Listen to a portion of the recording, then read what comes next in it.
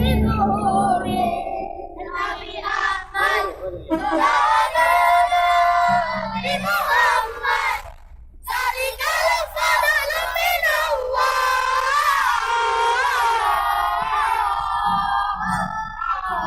يا حنانا يا حنانا يا حنانا يا حنانا يا حنانا يا حنانا يا حنانا